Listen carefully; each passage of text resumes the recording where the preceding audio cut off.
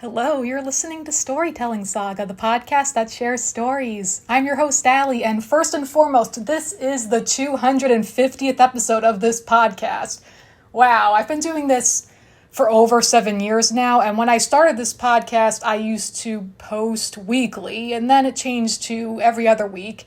And now, as you can see, it's been a few months since I've posted a new episode, and that's just because I'm busy with other things, and this is still like a passion project for me first and foremost. So it's more so when I have more time to record and edit and all that good stuff. So I still love doing this podcast, but for me now it's just more so when I feel compelled to do an episode. So like I have other episodes in mind that I will get to, but it's just a matter of every once in a while I'll post a new episode. And of course I am super excited to eventually have on more guests. So we'll see as the year unfolds. But yeah, so just it's become more so just whenever I have time to do a new episode. So just like a kind of general thing about that. But this episode is extra special. So I'm recording right now. This just came to me. I was like, you know what? Let me do something a little bit different for the 250th episode of this podcast. So as I'm recording this, in a few hours, I will be going to the Avatar: The Last Airbender 20th anniversary live concert. I am so excited. So this will be a 2-part episode. Like then it'll just be, this is just the first half, and then it'll be later on when I return from the concert. But I was talking to my sister on the phone yesterday, and I was like, oh, I'm so excited to be seeing the concert. I know I'm going to cry. And then she was like, watch you not cry. Like, she was kidding around. So I'm like, in my head, I'm like, there's zero chance I'm not going to cry. It's just a matter of when I'm going to cry, because I get emotional really easily, to be honest. But, oh my God, I'm so excited. What's funny is that, it's not funny, I don't know. What's interesting is that I was originally supposed to go back in May, and then it was canceled, and I was devastated. I was like, oh no, I missed my one chance. But thankfully the stars have all aligned, and I will be seeing it soon at the Dolby Theater in Los Angeles. And I've been to that venue before, but never for a live performance, so I'm super excited. That area is always really busy because it's by the Chinese theater, where they have the handprints and footprints of all the celebrities, which is actually really cool. It's like a big touristy spot. I've been there a couple of times because then actually last year I went to a taping of Jimmy Kimmel Live, and that's right across the street from there. So there's a lot of cool stuff in that whole area. It's just like it's very busy. And that's obviously the Hollywood Walk of Fame. So when all those celebrities get their stars on the Hollywood Walk of Fame. So that's all really cool. So I'm so excited. And I've said this now several times on this podcast. I met Zach Tyler Eisen last year at LA Comic-Con. It was last October.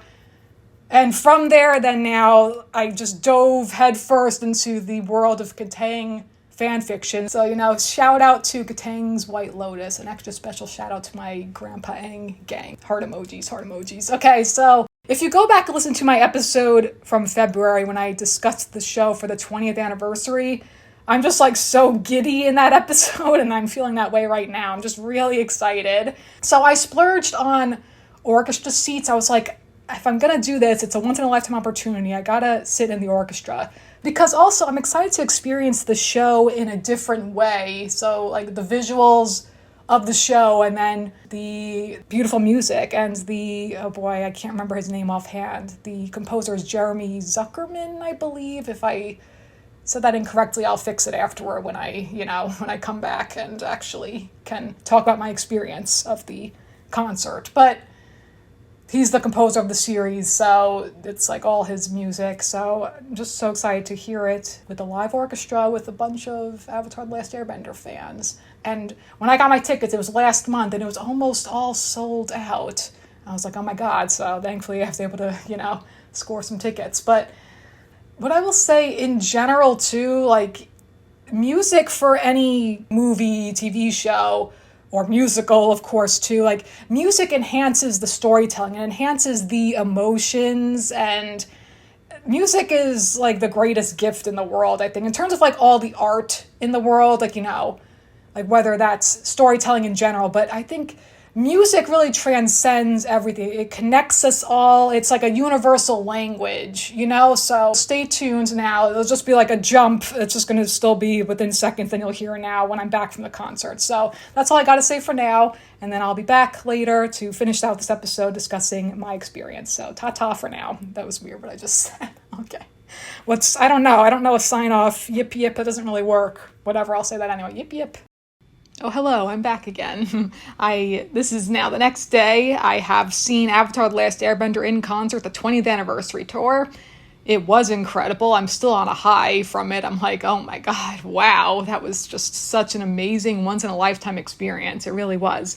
So first and foremost, though, I have to say, I got the name right, but the pronunciation incorrect. It is Jeremy Zuckerman, the composer of this phenomenal series, and the conductor of this wonderful orchestra was Emily Marshall, and my goodness, I was blown away. I really was. Oh my gosh. So first and foremost, I have to tell you, so I get to the venue, and this was such a delightful surprise. I first, I checked in and everything, and then I saw all the wonderful merch, and I was like, I don't know if I want to buy merch. Maybe I'll have to see. There was a super long line, and I was just checking out the table and seeing what there was available for purchase. Basically, t-shirt, hoodie, books, magnets, bookmarks, and tote bags, all that cool stuff.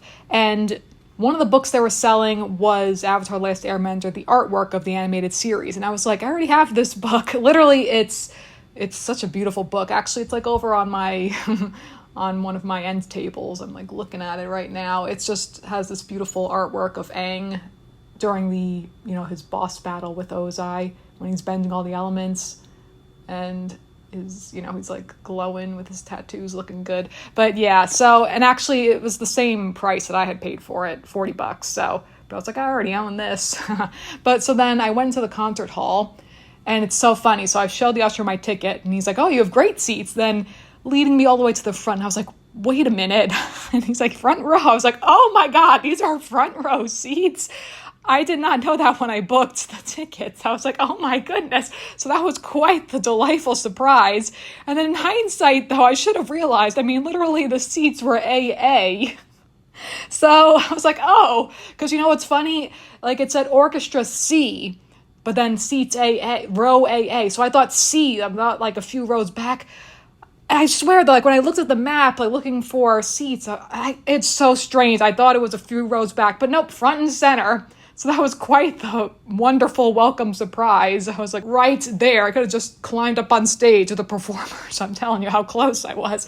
And what's so funny is the last time I had front row seats to a live performance was actually for Newsies on Broadway. That was a while ago. But that I knew it was front row seats. But this was just a happy accident that ended up being front row seats. So that was amazing. I was like, oh, well, hell yes to this. Oh my God. So, oh my gosh, I have to say, as I said before, when I recorded earlier before going to the concert, I was like, I know I'm going to cry. It's just a matter of when. But what I was not expecting, truly, was that once the performance started, the best way for me to describe my emotions and my feeling throughout it was that I was in this state of wide-eyed wonderment. I was staring up at the stage and with the screen showing clips from the show and with the performers right there. And I was like, this is amazing. I'm just in love right now, stars in my eyes, oh my God, this feeling that I literally was grinning ear to ear, sitting there, at one point, bouncing in my seat and tapping my feet. I'm I can't, I'm vibrating with excitement. I'm so in love. I love this. Oh my God. So that was my experience, throughout the performance, more or less, but oh my God. And what's so funny is, before, as people are, filtering in their seats and stuff, I heard a little kid behind me because, they had the screen with Avatar Studios, and then, all four elements lined up, of course, water, earth, fire, air. So that was so cool. But then there's a picture of Momo, and then I hear a little kid behind me going, it's Momo. I was like, it is Momo. So cute. She was like, look, it's Momo. I was like, yep, it sure is. I was like, oh my God, adorable. Oh my gosh. Oh boy, I'm like so giddy again. Wow. I really am like on a high from this concert. Wow. Oh man.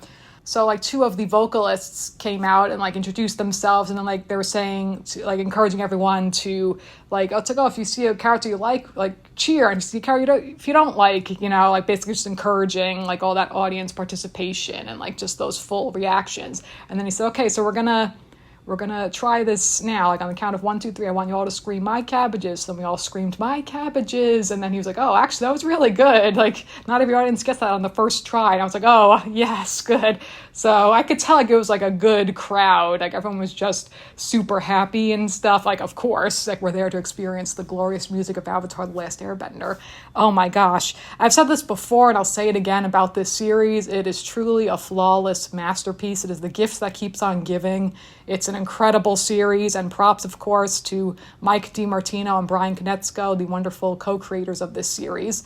And so then when it started, since this is the special 20th anniversary tour, there was some footage from Mike and Brian themselves, just like reflecting on the 20th anniversary of the show. And then what was so amazing to me was that they showed footage from the time of production, specifically of when they would act out action sequences and like the bending for reference for the animators. So then literally they had like side by sides. It was Brian like running through and like sweeping his arms forward as if, pantomiming water bending. And then beside that, the animation of Katara, her badass self, water bending. And I was like, oh my God, this is so cool. And then there was another part where it was Mike like on the ground, so he was Ozai in that case, and then Brian acting out as Aang, like when he like grabs his chin, like about to do the energy bending. And I was like, oh my gosh, this is amazing. Literally in my head I was like, give me 3 more hours of this footage of like any production details whatsoever from the time of creating Avatar: Last Airbender.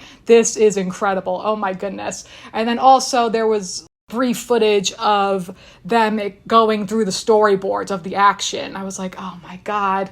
Because nowadays with animation, it's so much different with, even then, like even though that was the early 2000s of hand-drawn, now everything is digital. I mean, granted, it was digital as well, but like they had the hand-drawn animatics up on the wall, and like things are so different now. But oh my God, I was like, I'm just in love with all of this.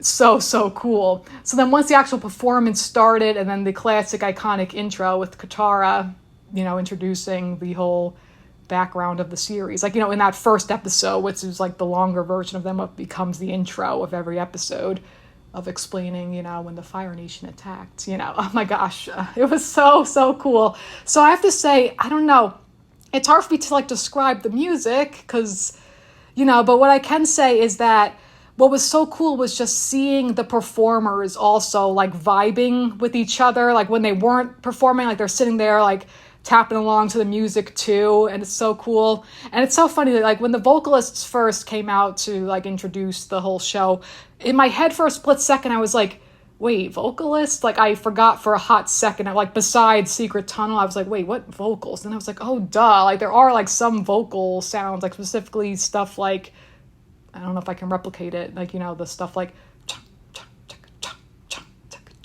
that kind of stuff, those kind of sounds, like, oh gosh, oh my goodness.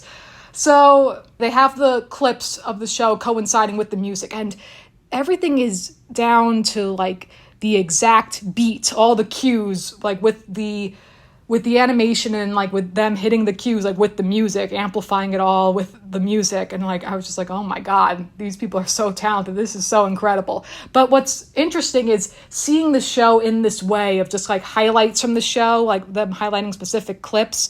So again, Jeremy Zuckerman, of course, the brilliant composer, but then the person who edited all of this footage together for this concert specifically was Jeff Adams. And he like was the editor for the show at the time as well. So that's cool, like having to go back through the show and like pull together these clips and then like isolating like just really the picture and then occasional dialogue, but then obviously having the music there live on stage. So that was really cool. So everyone, like all of the performers were dressed in black too. The conductor, Emily Marshall, props to her, amazing. But it was so cool specifically like with certain sections. So it would open up, of course, starting with book 1, Water, and there would be like a title card, and like it's just so cool like seeing people cheer, being super excited for certain specific characters. But with certain sections, like, for example, the Acne Kai, with that one, I was, like, really vibing with that whole section, because, like, even I noticed, like, Emily, the conductor, she was, like, bobbing along, like, as she's, like, conducting, and then I saw she had, like, a screen, I guess, that like it would like flash showing like her cue, like when to like cue in certain instruments and like when like the animation was going to come up. I don't know, again, like it was like so in sync, so well done, so perfectly timed. Obviously they've been doing this now, I guess, for over a year with this whole concert tour, and they're going to be continuing into 2026, going overseas too. So incredible. Oh my God. But like with that Acne Kai, I was like, this is like the intensity of it and like this vibe. I'm like really feeling this one. And again, like that, like that stuff is so damn cool to me. And like even like the lighting coinciding with the emotions and like all the impact with like all those feelings, like that case being red, of course. But since I've only seen this show technically all the way through once still, I kind of like pride myself that I've only seen the finale once. I mean, eventually I will rewatch it, but I've seen the show twice, the finale once, all the way through. So it's too funny. But I had forgotten so many details. And what stood out to me, honestly, is that with the, like, mostly just focusing on the visuals and then the music, of course, what stands out to me with the phenomenal animation of this show is that you can pause literally any frame of this series and you'd be able to like feel the emotions of the characters, like the nuances of the expressions and just like the emotions of it all. Because obviously just watching it through, like just normal watching the show, I'm like locked in with the, you know, with the narrative. But in this case now, highlighting like the action of it all, what stood out to me with the animation first off was actually the eyes, interestingly enough. Like, it's especially noticeable, like, for our boy Aang. You know, I'm in love with Aang, and oh my gosh, I love Aang so much. But, like, at the start of the series, he's, like, this precious cherub, and he's, like, this, like, literal, like, wide-eyed, innocent, like, sweet kid who has to go on this journey of, like, growing into his responsibility as the Avatar. But, like, his eyes are, like, these, like, you know, glowing, like, spheres of, like, I just, like, so adorable. Like, he's just, like, this sparkling, wide-eyed kid. And then by the end of the series in book 3, he's, like, this calming, confident, poised presence. And, like, he's mastered all the elements and, like that literal character growth. But that's what stood out to me. And then also, like, just the nuances of, honestly, the details of, like, the character's clothing moving, like, billowing in the breeze. And honestly, in a broader sense, too, the universality of these themes of this show, one of them being, of course, for Aang, for example, of kind of like his doubts of if he's going to be able to, like him not wanting this responsibility, but having no choice because he is the Avatar and the world looks to him for hope and he has to restore balance to the world. And so then, like, how is he going to do that without betraying his own values and morals in terms of, you know, not taking someone's life, not resorting to violence, and like still bringing about this peaceful existence, but then owning up to his responsibilities, but then still yet being like this fun-loving, goofy kid, you know. But then it goes back to, like, you have to look inside yourself for the answers, like all of those reflective moments where he's meditating and then like going on this journey of like how he grows with his friends, like, you know, Team Avatar, the gang, GAANG, but then also like with his mentors. So like whether that's his past lives with Avatar Roku or whether that's, of course, with the guru, like opening up the chakras, which is so beautiful too. So it's all so amazing. And honestly, so then that's, of course, with the show, but then in terms of the experience of being in this theater with all these Avatar fans, with this huge crowd, I really was also feeding off the energy of everyone else's like excitement. So, for example, people went nuts. They went nuts when the title card showed up, the Blue Spirit. And I was like, oh my gosh, I got caught up in the excitement too, because I have to say, it's no surprise that collectively the fan base is in love with Zuko. I do not share that sentiment. I like Zuko as a character. I do, of course, appreciate his whole character arc. But like I said, and I'll keep saying, I'm a an Aang fangirl through and through. I need more people to realize how amazing Aang is. And of course they do. I mean, he's the main character, but it's just, yeah, people are in love with Zuko, so whatever. So people went absolutely crazy for that whole part. And it was really honestly badass and cool. And again, that too, I've forgotten just certain details of like these fight sequences and like the bending and all of that amazing stuff. And so then honestly, with all of this too, just like people applauding and cheering, it made me all the more hyped for the new Avatar: The Last Airbender movie coming out officially now, less than 11 months to go, because officially the release date is October 9th, 2026. So like it's been delayed several times, but that is now official. And the official title is The Legend of Aang: The Last Airbender. So I sure as hell am going to be so excited to talk about that on the podcast too. Like when that first teaser trailer hits, I'm telling you, that's gonna like throw off my whole day in terms of I'm not gonna be able to concentrate on anything else. I'm gonna be like watching that trailer a million times and like dissecting every little small thing and being so damn hyped. But I am so excited to now see these characters on the big screen, all the bending, all the emotions, all the glorious, beautiful animation, all of like the expressions with the characters, because these animators are so talented. Like, oh my God, that can't be overstated enough. The talent of every single person who worked on this series, like, oh my God, I am so blown away. I really am. Like, oh my, I can't say that enough, how incredible this world is, all thanks to, of course, Mike and Brian for creating it.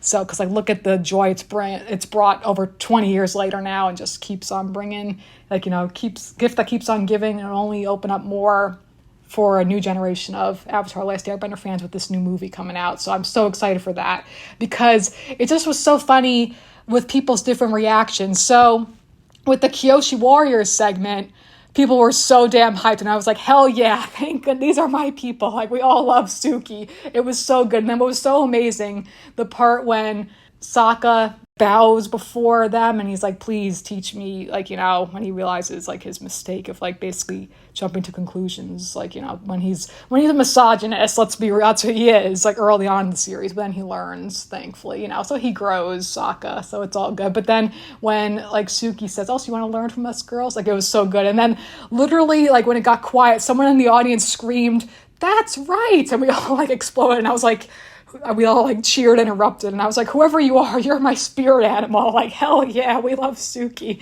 She's a badass Kyoshi warrior. Oh my God, iconic, okay? And then, I don't remember the episode, but it's in book 1, and it was a whole sequence I like kind of more or less forgot, but it's when, of course, Zuko is trying to capture the Avatar, and like he's hurling fireballs, and then they're on Appa, as in Aang, Katara, and Sokka. That OG trio, love those three together. Because then obviously with book 2, then Toph is thrown into the mix. But, you know, the OG trio, they're like, you know, nothing can top that in my opinion, in all of book 1.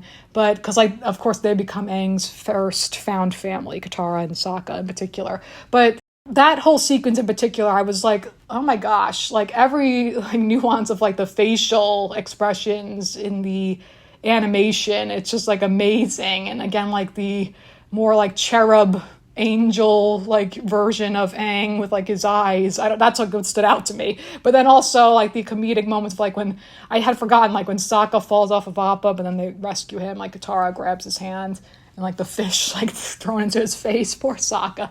But that was fantastic, seeing that on like this big screen. I was like, oh my God, amazing, just straight up amazing. And then another like really interesting reaction was for Jet. Like when the title card came up, Jet, it was like, oh, like we're gonna get into it now. Like people were like excited, but it's like, oh, like we know where this goes with Jet. And you know, it's so funny. So like there's that quote unquote, you know, I guess romantic moment where Katara is briefly crushing on Jet. But the thing is, like, she's crushing on him in that moment because she has this like idealized false view of him where he comes off as this like heroic person who's like protecting against the Fire Nation, but it turns out no, he's a straight up terrorist, this dude. So then I had completely forgotten, and also like his whole ragtag team is amazing, but I had completely forgotten then that like in that same episode, then she ends up like water bending him to the, like, you know, throwing the water at him and then like freezing him. And then she's like, how could you, Jet? I trusted you. And then like Aang's right there. I was like, oh, hell yeah, like this is why we love Katara. She's this badass, amazing waterbender. So that's so good. So that was just so funny seeing like those reactions with Jet. And then also, of course, Siege of the North, which like this too was like so hilarious, just like again being with the crowd and like feeding off of everyone's energy. I cracked up, like everyone was laughing because it's just like so hilarious with like these exaggerated expressions. When Sokka first sees Yue and he's just like straight up that like dumb lovesick look on his face, and it's like, you gotta calm down there, Sokka. Like you need a splash of cold water there. You know what I'm saying? Like that's just so funny. Oh my gosh! But that whole sequence with Yue as the moon spirit, it's so beautiful too. So oh gosh. And also I know for a fact that is Jack DeSena's favorite episode of the series, Siege of the North, which is really cool. And then of course, heading into book 2. See, I realized like it's hard for me to describe the music, obviously, but like. Obviously, like, the music of the series, but then, so that's, like, what's amplified in all of this. Then going along with the visuals and, like, for me, feeling, like, the emotions all the more, and then, like, just clapping and cheering with the audience. Again, it was just such, like, a lively, energetic, one-of-a-kind experience. It really was. So then heading into book 2, we jumped right to the Cave of Two Lovers, and everyone was like, oh, like, I was like, oh yeah, like, we know. So, like, it was so good. Just, like, getting swept up in, like, those feelings, it's too funny. But so with that one, they showed the whole sequence of, which I kind of sort of forgot the whole backstory of the Cave of Two Lovers, like, the two lovers themselves, Oma and Shu. And basically, like, they were like two earthbenders, and they were from warring families. So basically, like, a Romeo and Juliet vibe. And then, like, they met in secrecy with this cave, like, with these tunnels that they dug with, like, the badger moles as the original earthbenders. And then eventually I think Oma is the man, and Shu, I might be mixing that up, apologies. But then, like, the man dies, and then, like, Shu, I'm like, I already forget, apologies. But what's so funny is, like, it showed that whole sequence, like, with the music then, of course, like, the performance. And then, like, it ended with just, like, when Aang, like, turns to Katara. And then, like, I don't know if I'm not going to be able to do this justice, but the collective response to that moment was, like, like, we know, like, I don't know how to describe it. I'm not doing it justice, but basically, like, kind of like that, ooh, but not, like, sort of like in that romantic way, like, ooh, like, but like cheering, like giddy feeling. But basically it's like my perspective of it and feeling that energy from everyone in the crowd. I'm telling you, it was like, because, we all know that Aang's in love with Katara, and it's like that feeling of, it's like, oh, she's like just out of reach right now, but it's like, oh, it's okay, Aang, you'll get her, just like, don't give up, like, it just was really cute. It's like that feeling of like, oh, this kid with a crush, and it's like kind of that underdog moment, especially like earlier on in their relationship. Like, it's so funny, like, a young 12-year-old kid, I mean technically 112, but but especially like in that Kyoshi Warriors episode, which, I mean, this wasn't highlighted, but I just love that moment of, when Sokka's teasing him, it's like, oh, someone's in love, and then she's like, don't tease, like, leave him alone, Sokka, he's like a sweet little guy like Momo, and then he just goes like, thanks, like his little thanks, poor Aang. But it's like, oh, it's okay, Aang, we get it, it's all right, just don't give up hope, you'll get Katara. I don't know, it just was so cute. I really liked that. I was like, oh my gosh, that made me so happy. And then, of course, jumping ahead to when the screen just showed Toph, everyone was like so excited. I was like, oh, hell yeah, we love our girl Toph, the world's greatest earthbender. Don't you dunderheads ever forget it. She's amazing, Toph. Oh my god, the blind bandit. And you know what I had, like, somehow sort of forgotten, because again, like, noticing more details in the animation, is that Toph really is so teeny tiny. She's like so tiny, but then she's this badass blind earthbender who just totally demolishes this, the boulder, this big buff dude, and then like that smirk on her face. It was glorious. So again, seeing this on like a big screen, everyone went so crazy, and I was like, hell yeah, we love our girl Toph. That was so good. Oh my gosh. That just was, that made me so happy. Oh my goodness. And then, like, jumping ahead to, like, when they get to Ba Sing Se and Judy, like, that whole thing with being brainwashed, like, oh my gosh. So I have to say, so like, again, I knew I was going to tear bend. It was just a matter of when I was going to get emotional.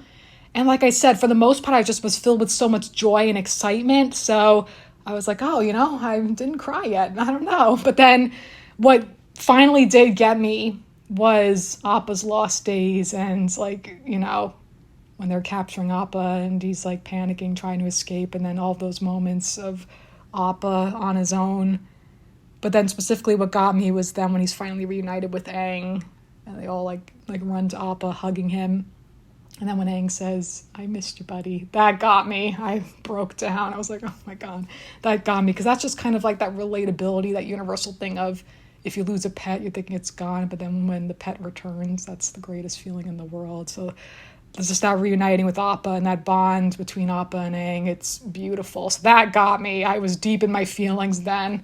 I really was like, ooh, like, wiping my eyes, tears flowing. It was like very cathartic kind of cry though, but just like, because like kind of amplifying all those emotions again of that relatable grief, but then that beauty of being reunited. Oh my God, beautiful. Like with Aang and Appa, absolutely beautiful. Oh my God, that was amazing. And then also what absolutely broke me then was Leaves from the Vine, because I had forgotten too that, like, I knew, like, of course, Iroh with the picnic, but I forgot then when he's first performing Leaves from the Vine for the little boy, who's then crying at first, but then the little boy's happy. And then, like, when he goes to the gravesite, honoring his son on his birthday, his late son, and then when he says, happy birthday, my son, I wish I could have saved you, that got me. Oh, gosh. But generally speaking, like on another note, I got the chills several times. I really did. I was like, this is just so profound, so incredible. I can't get over what gorgeous music this all is. Or like, oh my gosh, just like so amazing. So then heading into The Guru, which again is some beautiful animation. And that is in fact Zach's favorite episode of the series with, Aang with the Guru opening up the chakras.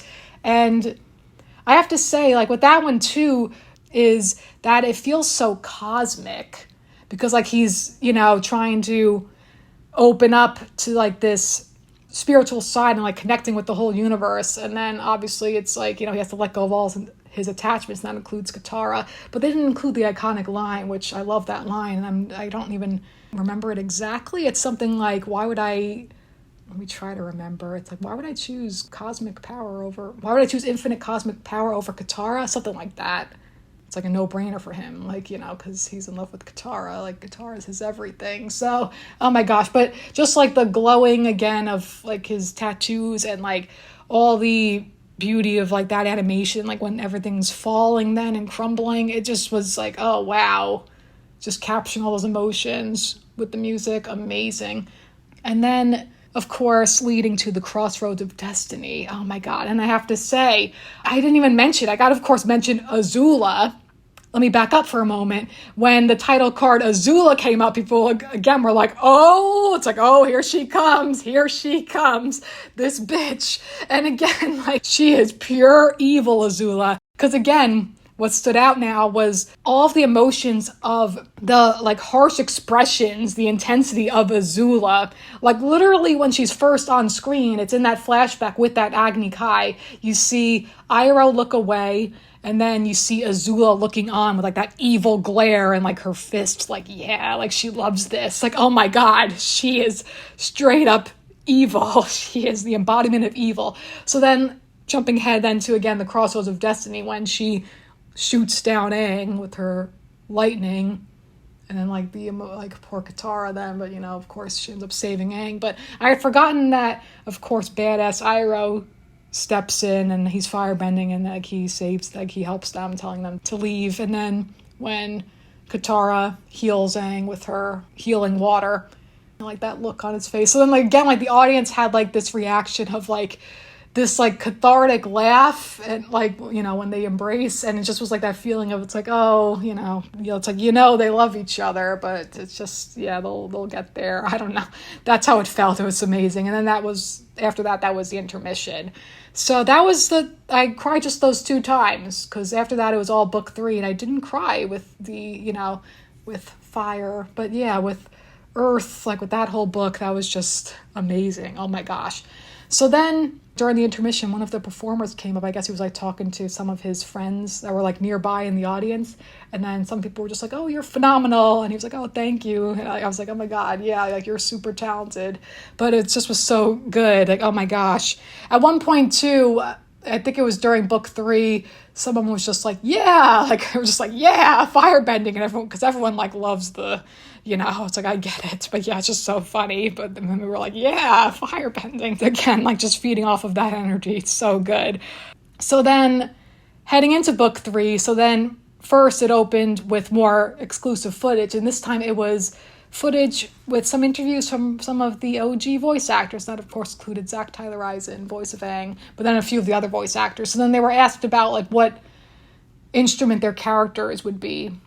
And then Zach said, like, he had talked to Jeremy, and he said that Aang would be a French horn, which is, embodies Aang because, of course, it's a wind instrument, and then, like, capturing all those emotions. And then Michaela Murphy, the voice of Toph, said probably a tuba. And then Jack DeSena, voice of Sokka, was like, bongos. I was like, oh, hell yeah, that's good. And then Donde Bosco, voice of Zuko. And people, oh my God, again, people are in love with Zuko.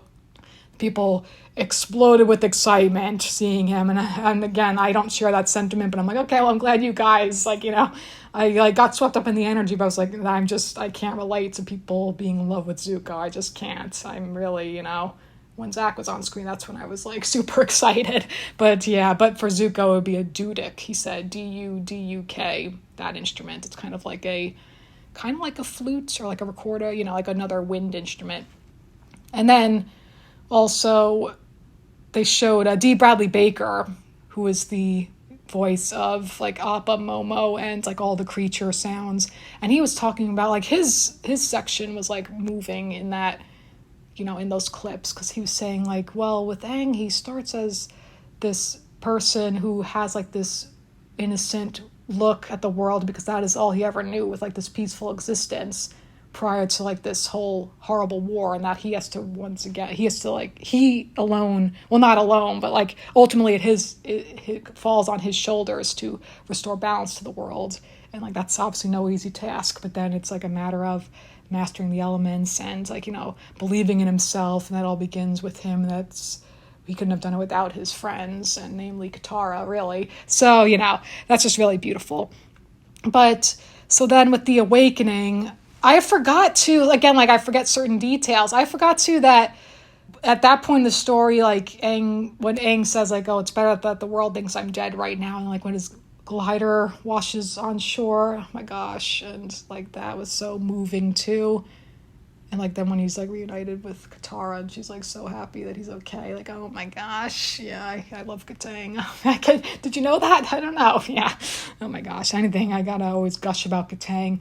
I will say though, unfortunately they skipped the headband, the dance. I was like, oh, I need the Katango scene.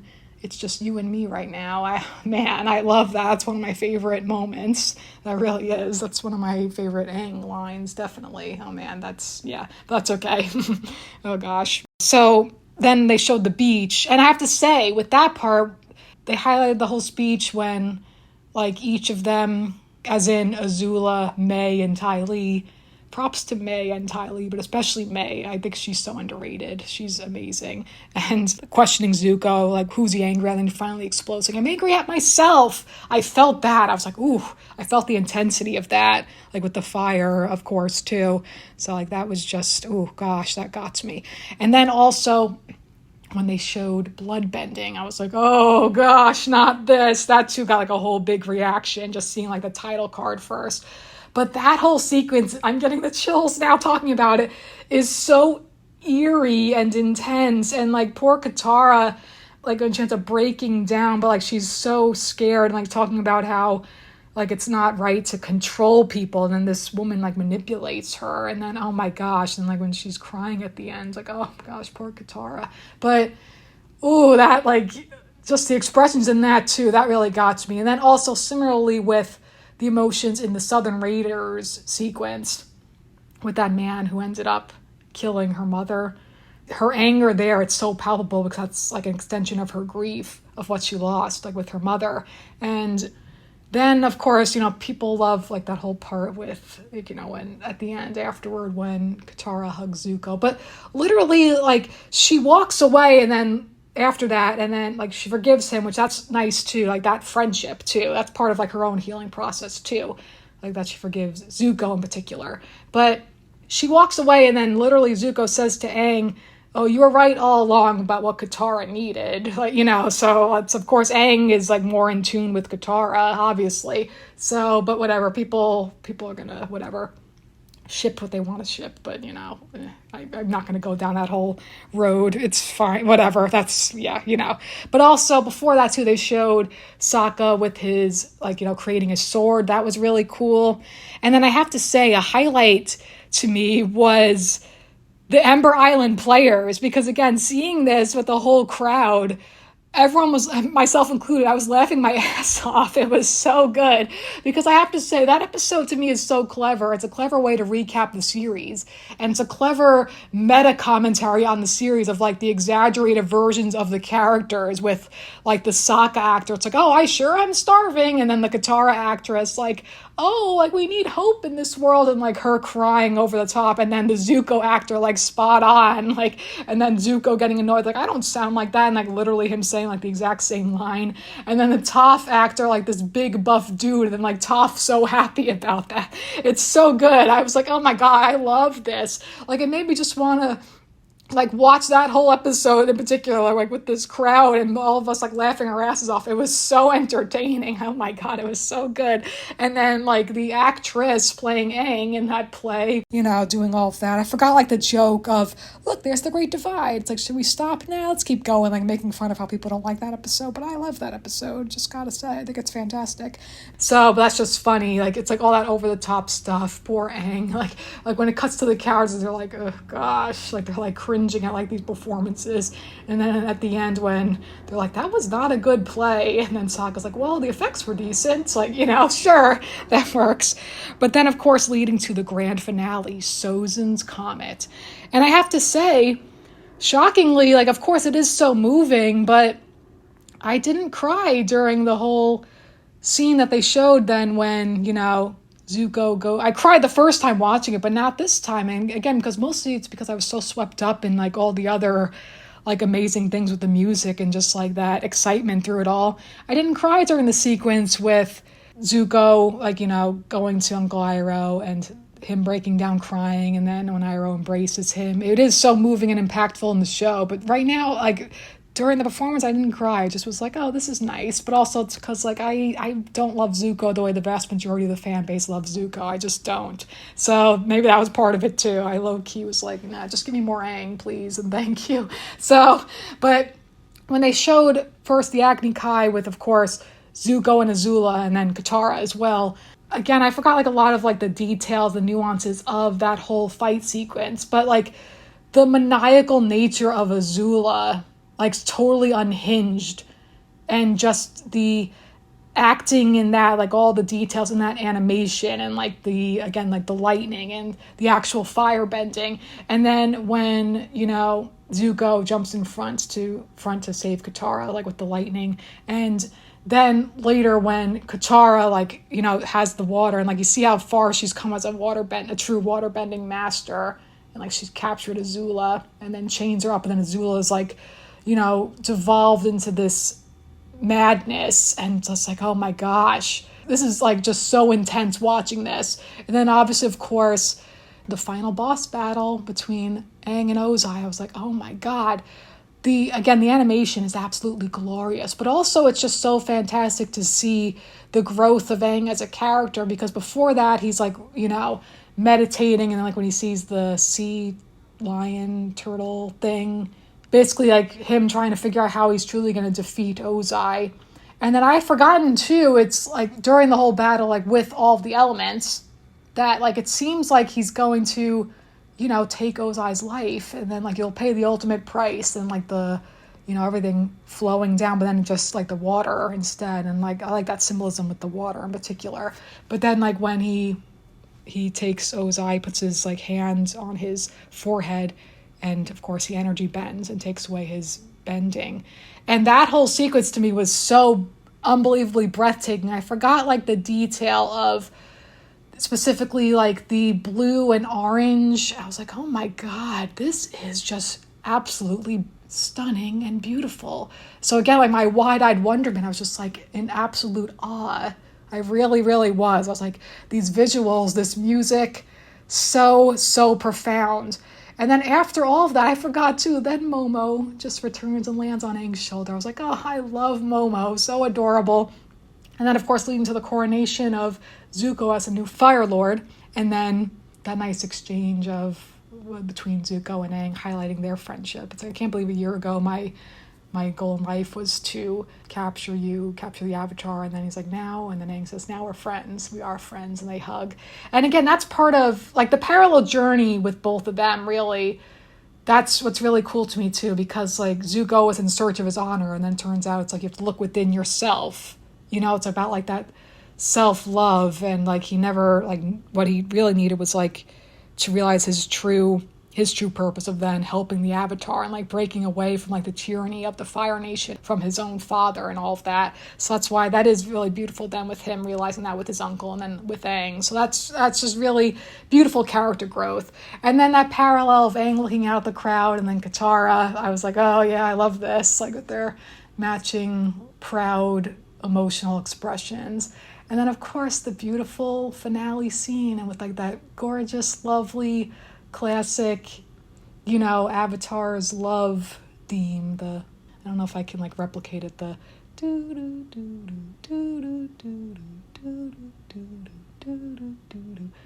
and that embrace, just like the emotions, the loving looks in their eyes, and when they kiss, I was like, oh yes, I was cheering like crazy. Everyone was applauding. It was beautiful. Oh my goodness.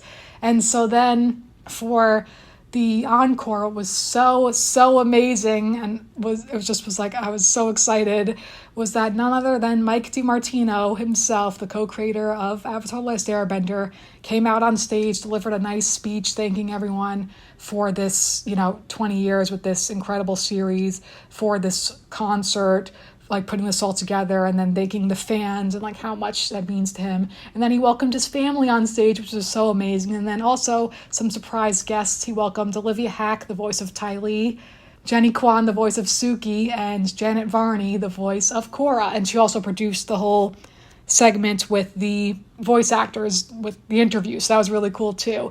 And then the encore was none other than Secret Tunnel through the mountain. I was like, we were all singing, going crazy. It was so much fun. Oh my gosh. Secret Tunnel.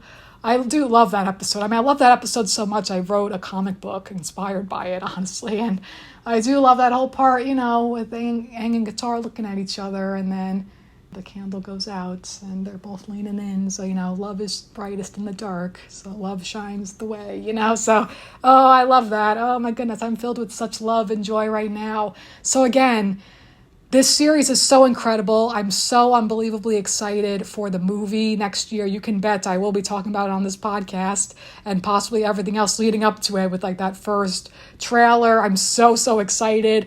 I can't wait to like see these characters as young adults on the big screen, and the bending, the music's going to be incredible. Katang in love, like as adults, like, oh yes please, I cannot wait for that. Oh man, I'm so excited. So then after the glorious, amazing performance, and of course we gave them all, I immediately like shot up in my seat, gave them a standing ovation. They were so unbelievable, all of these talented musicians and performers. So that was incredible. So, oh my gosh. But then afterward I was like, you know what, I gotta buy some merch. So I treated myself to some merch. I got the tote bag, I got a t-shirt, and I got a magnet, and it's just this beautiful artwork of Aang and Katara bending their elements. And what's so cool is that there is a 20 in the, I didn't notice it at first, like there's a 20 in the winds, like, in the air. I was like, oh, how cool to celebrate the 20th anniversary with this concert series. So again, I'm just filled with so much love and joy and happiness with this incredible series, and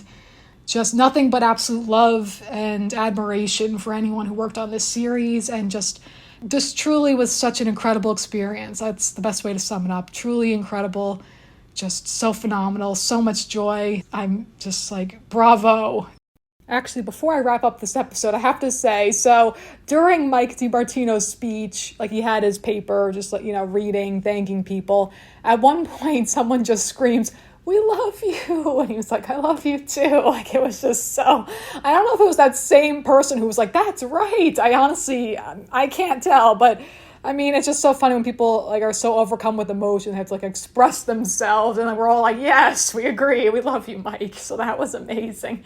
Oh my gosh. But then also, I forgot to mention the whole sequence with Aang and Zuko with like the dragon dance, because that too is some glorious animation. And then the iconic thing of seeing the dragons as the first firebenders and all of the colors in that was really beautiful and profound too, that whole section as well. So I forgot to mention that one.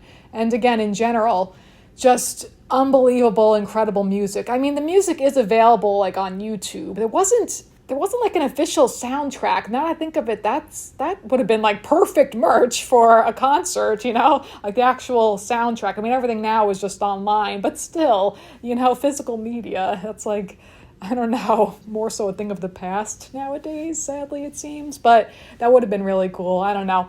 Still stuck in my head, Secret Tunnel, but then also like that Agni Kai, that just really stuck with me, that music in particular. And like, the end credits music too, but then also like the whole opening sequence. I don't know. This show, did I mention how phenomenal this show is? It really is a flawless masterpiece, as I've said time and again. So I wish I could like follow around this orchestra like on each stop of this tour. I'm telling you, this really was like once in a lifetime getting to see this live performance. It truly was incredible. It makes me that much more excited for the movie. I can't wait for all this new Avatar: The Last Airbender content from Avatar Studios and all of these unbelievably talented people. So I'm just so excited for more. Also, another thing I forgot to mention is that with the program, it was digital. So you scanned the QR code and then it just opened up with the link to the program. So I'm looking at it right now. Again, it's that beautiful artwork of Katang. Did I mention how excited I am for more Katang content? I don't know if I mentioned that enough. And then, so that's just really cool having all of the musicians listed here. And again, the music really was incredible. I mean, there was the violinists, there was cello, there was like the percussionists with like the big drums. They were behind like the wind instruments and the string instruments. And then the vocalists were to the left of the stage. And then, I don't know what the instrument's called. It's kind of like a harpsichord, a pipa. That's what it is, P-I-P-A. That was for like the, Avatar's love theme. And also that theme, that like lovely music, that was also highlighted in book 1. I don't remember the exact episode, but it would actually happen often in book 1, ending with the 3 of them flying on Appa toward the moon. Like, it's just so beautiful, that imagery. But in this clip in particular, it was Katara comforting Aang, and then like Sokka as well. Like, so just again, like highlighting that found family with those 3. And then also speaking of the eyes, as I was talking about before, I mean, in the opening, like, the first few like images of the show with Katara recapping everything with the war, and then that image of her and Sokka, and like Sokka has his arm around her, and the look on her face, she's so fearful. So then it's like, it's just honestly so devastating seeing like what these characters go through, but then that makes it all the more rewarding by the end when the war is over. And then just that beautiful, lovely, romantic, beautiful, I'll say it twice, scene with Katara and Aang at the end when they embrace and when they finally get together. It's like, again, the character growth. This show is like a masterclass in storytelling. It really is. But then also I have to say, at the very end of the performance, after Secret Tunnel, like everyone was kind of leaving the stage, but then a few of the performers, they were just hanging out, and then they were playing Secret Tunnel on their kazoos. It was so cute. I was like, yes, this is so much fun. I love it. So I can't overstate what a true joy this experience was through and through. It was so, so incredible. So again, props to Mike and Brian for creating this wonderful universe and these incredible, beautiful, wonderful characters in this world of Avatar: The Last Airbender, and props to all of the performers, everyone who worked on this amazing concert series, and of course Jeremy Zuckerman for creating this beautiful music, and just all the ATLA fans, ATLA, the ATLA fans. So I cannot wait for more, and yip yip. And with that, that's going to conclude this week's episode of Storytelling Saga. Be sure to check out storytellingsaga.com, and as always, feel free to send me any questions, comments, or writing prompts by emailing me at storytellingsaga@gmail.com. Until next time, thank you for listening, and remember, write what you love.